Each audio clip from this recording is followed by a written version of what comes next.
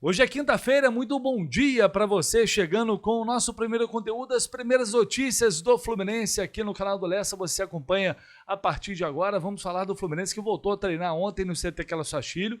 O clube divulgou imagens da atividade e vimos ali que Germancano voltou a treinar com os companheiros. Será que finalmente ele volta no jogo contra o Corinthians? Felipe Melo falou um negócio muito interessante que a gente vai debater aqui. E vamos falar de elenco. Tem ainda possibilidade de contratação de reforços? A janela, a última doméstica, fecha definitivamente amanhã. E ainda tem jogador sendo especulado. Vamos com as principais notícias do Flu a partir de agora.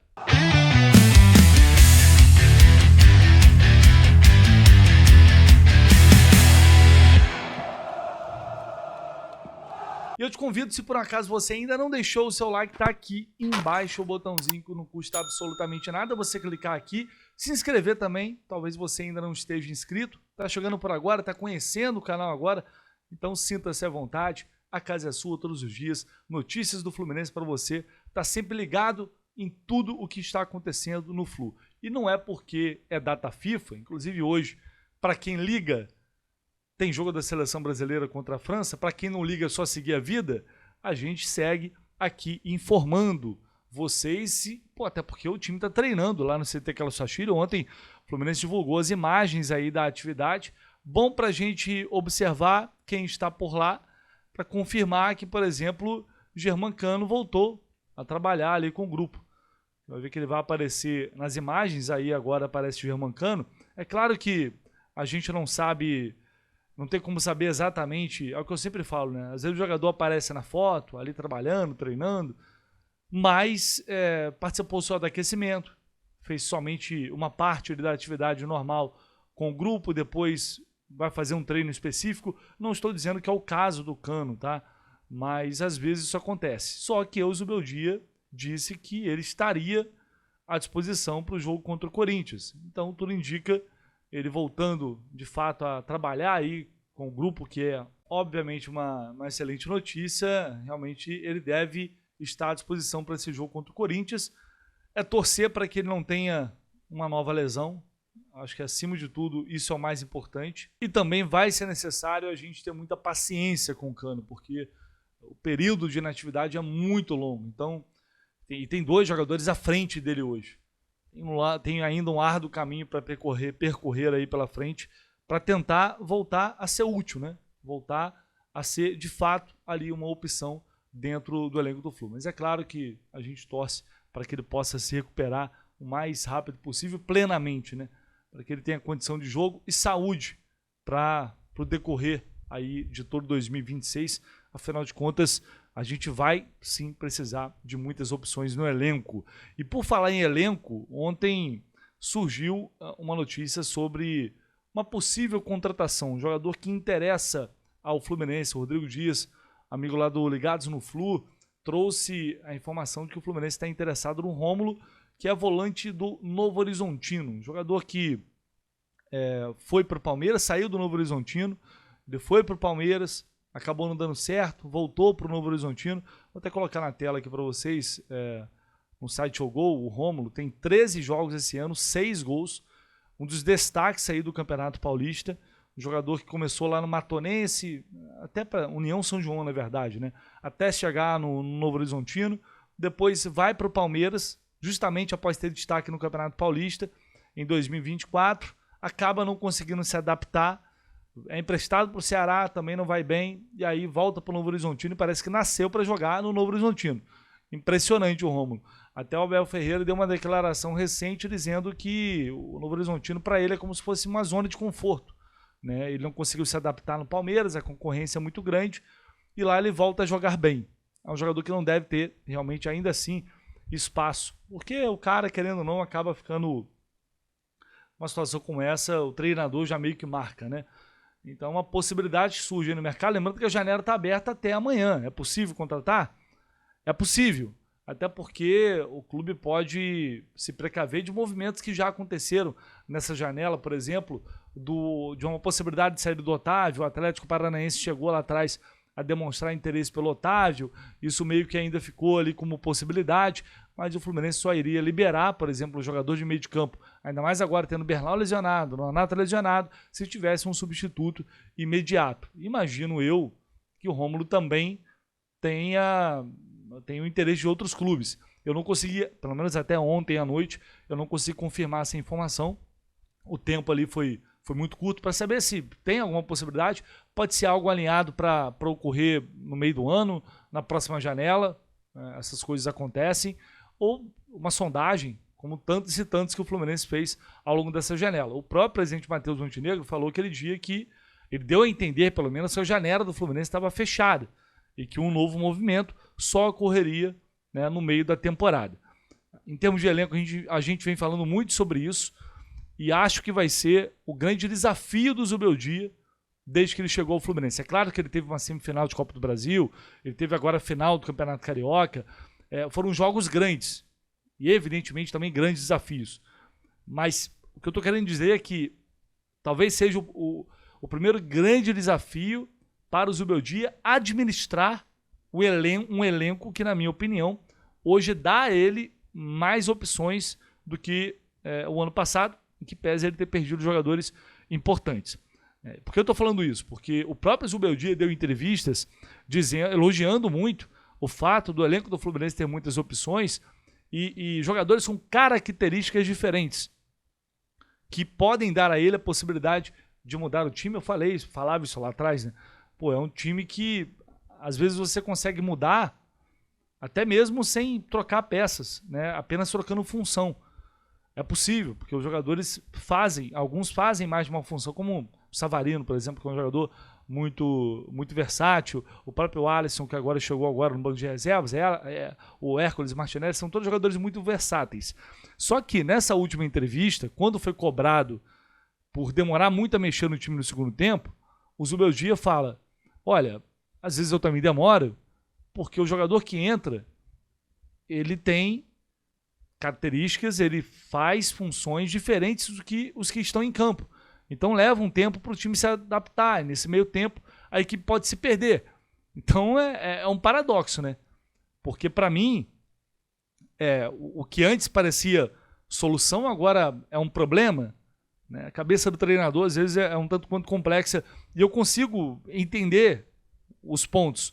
Só que para mim é muito mais, é uma vantagem que você tem em ter o elenco mais heterogêneo do que homogêneo. Você imagina, a gente já falou, ano passado faltavam jogadores no ataque com atributos diferentes, com formas diferentes de jogar, um jogador mais rápido, o cara que conduz mais a bola, o outro que é melhor no 1 contra 1, o outro cara que é mais rápido, é velocista. É interessante você ter essa variação dentro do grupo. Isso não pode ser um problema e nenhuma desculpa para não mexer no time. Então talvez sejam alguns subterfúgios que o Zubeldia vai criando ali, porque é um padrão já estabelecido por ele, essa questão de demorar a mexer no time. Mas, no geral, acredito que esse elenco realmente oferece condições para que ele possa passar por esse desafio. Qual é esse desafio que eu ia falar? Que é o de conseguir administrar esse grupo, rodar esse elenco, porque vai ter que rodar, são 18 jogos em 2 meses, é muita coisa, é uma loucura completa até essa parada para a Copa do Mundo, e jogos importantes, você não vai ter descanso, viagens desgastantes, vai ser um teste de fogo para esse grupo e para a capacidade do Zubeldia em motivar todo mundo e fazer com que a equipe continue mantendo o equilíbrio e permaneça competitiva, mesmo com alterações e mudanças que ele vai ter que fazer. Não tem muito para onde correr. Nenhum time, não é o Fluminense, nenhum time vai conseguir jogar de 3 em 3 dias, quem tem essa sequência pela frente, mantendo o nível de intensidade lá em cima. É inviável. Então, realmente, não vai ser fácil, vai ser complicado, mas os jogadores, quando você monta um elenco com mais opções, quando você investe, quando você entrega ao treinador, talvez não as peças ideais, mas entrega um jogador, um grupo, que a gente olha para o banco e vê alguns que poderiam jogar, é justamente para que nesse momento, se a equipe, você eventualmente tendo que tirar 2 ou 3 atletas, vai conseguir e seguir pontuando no Campeonato Brasileiro e avançando nas Copas, que obviamente vai ser o objetivo até esse respiro, esse grande respiro que a gente vai ter durante a Copa do Mundo. Felipe Melo, o homem apareceu, o nosso repórter Lucas Batista, do Jornada KTO 1902, marcou presença no Rio Food Summit ontem. Foi ontem isso? Foi ontem ou foi na terça-feira, talvez. O Felipe Melo participou do desafio de showball entre Brasil e Argentina. Acabou se lesionando ali no final do primeiro tempo, esteve envolvido lá nas confusões do jogo, e aí depois o Lucas bateu um papo com o Felipe Melo. Quem puder também pode seguir o Lucas Batista lá nas redes sociais dele, no Instagram. Procura aí para você dar uma moral pro moleque lá, que ele fez essa entrevista bacana com o Felipe e ele perguntou sobre a questão de liderança, de faltar uma liderança como ele tinha, como ele exercia dentro do grupo do Fluminense. E aí, olha o que o Felipe falou. Toca uma expulsão pela vitória. Estamos aqui com o Pete, com ele, Felipe Melo. Pete, seguinte, essas últimas semanas aí a gente ouviu muito, você com certeza também ouviu, porque você é um cara antenado nas redes sociais, representa o Fluminense lá e também na televisão agora. Principalmente depois da virada que a gente tomou contra o Vasco, o pessoal falou, pô, falta um Felipe Melo nesse time, falta uma liderança, falta um cara com raça que tá dando sangue lá em campo. Como é que você vê essas manifestações da torcida do Fluminense e se você concorda com isso ou não? Acho que o negócio de fazer falta é bem relativo, sabe? Tem que dar valor a quem tá lá. São grandes jogadores, são tempos diferentes, momentos diferentes. Tenho muita esperança que o Fluminense possa conquistar grandes coisas. Ainda falta. Aquele próximo de conquistar o Carioca, falta um pouco, você vê que falta um pouco. Mas eu tenho esperança de que seja um ano de glória pro Fluminense. Se Felipe Melo tivesse em campo, a virada contra o Vasco jamais aconteceria. Isso aí eu afirmo pra você que jamais aconteceria. Eu afirmo pra você. Mas de repente pode ter uma expulsão ou outra, uma porrada ou outra. Mas é isso que mas falta, não tem problema, eu toco uma expulsão pela vitória. Exatamente. Tamo junto. Isso, é ele. Valeu, Eu entendo ele não querer falar. Eu, sinceramente, acho que ele também pensa isso e concorda com isso. Mas é indelicado ele falar, né? Para ele não é uma situação muito confortável.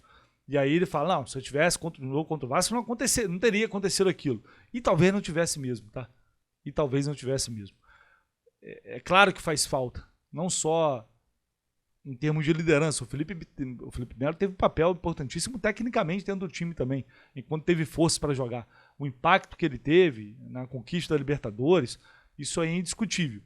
E realmente ter um jogador com essa energia, com essa vocação, é muito importante. O Fábio, por exemplo, é um líder, mas é uma liderança diferente. O Samuel Xavier é um líder, mas exercem lideranças diferentes. Um cara como esse no vestiário, ele realmente tem uma influência muito grande, gostando ou não gostando. Pro bem e pro mal também, às vezes, né? Mas é isso, são coisas do futebol. E hoje, como eu falei, tem seleção brasileira e tem KTO com a seleção brasileira, tá? Vou deixar aqui o link na descrição para você. Cara, o mês está acabando, então, cara, se você não tem, conta lá na KTO ainda. Se puder dar essa força aí pro canal do Lessa, pro Jornada, clicar nesse link, só criar sua conta, você já ajuda demais. Se fizer o primeiro depósito ali, é incrível, maravilhoso. Mas só de criar sua conta lá, cara, é realmente muito importante. A gente precisa da ajuda de vocês para continuar fortalecendo essa parceria e tem promoção como sempre tem lá na KTO. Hoje é ganho aumentado, tá? Aí que você tem que fazer até 25% de ganho aumentado nas apostas que você fizer. 3 seleções pelo menos com odds a partir de 3. Você vai na aba promoções, ativa a promoção primeiro e aí depois fazendo isso, selecionando ali 3 jogos com odds a partir de 3 e também é importante o valor máximo de entrada aí da aposta até R$50, você vai ter direito a essa promoção. Lembrando que o ganho extra máximo possível é de R$2.500. Mais uma super promoção da KTO para esse jogo hoje do Brasil. Um amistoso interessante, né? Finalmente um amistoso bastante interessante contra a forte seleção francesa. Eu fiz essa combinada aqui, por exemplo, para ter direito ao ganho aumentado. Brasil um empate contra a França, Itália desesperada entre a vida e a morte para ir para a Copa do Mundo, pegando Irlanda do Norte. Estou indo na vitória aqui da Itália. Turquia também, jogo, valendo vaga na Copa do Mundo para continuar na luta. Turquia e Romênia, vitória da Turquia. E a Dinamarca favorita contra a Macedônia do Norte, tá?